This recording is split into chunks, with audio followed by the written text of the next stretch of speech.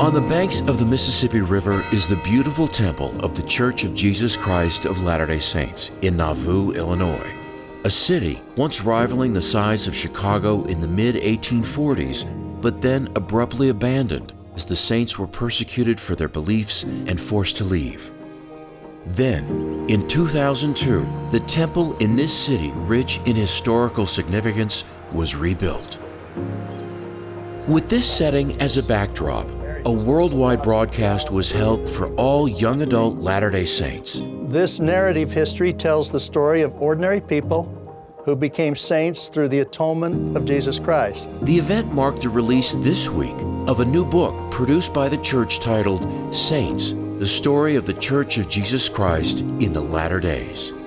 It's only the third time in its nearly 200 years since it was organized that the church has released a comprehensive history. The Joseph Smith papers. The evening featured Elder Quentin L. Cook, an apostle of the church, along with church historians and the global audience of young adults who ask questions. Would it be all right if we started with a bit of a tough question? Please. Often about challenging church history topics included in the series' first volume. So for our next question, why isn't the church more open about some of the controversial things that happened at the start of the church? In the over 22 years that I've been a general authority, that the desire of the brethren has been to be as transparent as possible, both in terms of church history and in doctrine.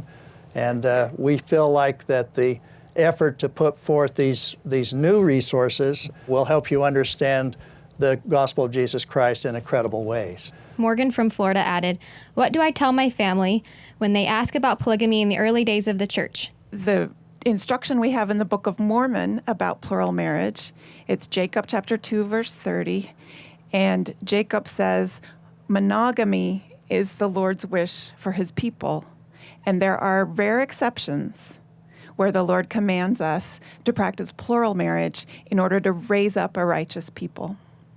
This is the rare exception that Joseph Smith was commanded to instigate, and Joseph Smith didn't want to. But eventually, he did implement plural marriage because he wanted to be obedient to God's commandment to him. And our church leaders have taught us that plural marriage is not necessary for exaltation or for eternal glory. Is there a way to search church history to find reliable answers and stories? There are so many historical discussions online about our history, and most of these discussions produce a lot more heat than light. So if your source of information includes a lot of emojis and exclamation points, maybe let's start somewhere else. Those of us like Kate and myself who write history for the church, we feel a great responsibility to write history that is honest, that is accurate, that helps us understand the past. Derek from Canada asked, did Joseph translate the gold plates, or was it strictly revelation? Joseph Smith tells us that he translated the Book of Mormon by the gift and power of God.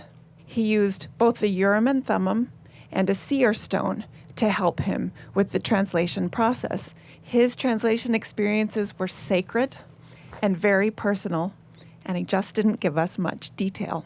What matters to me is the contents of the Book of Mormon.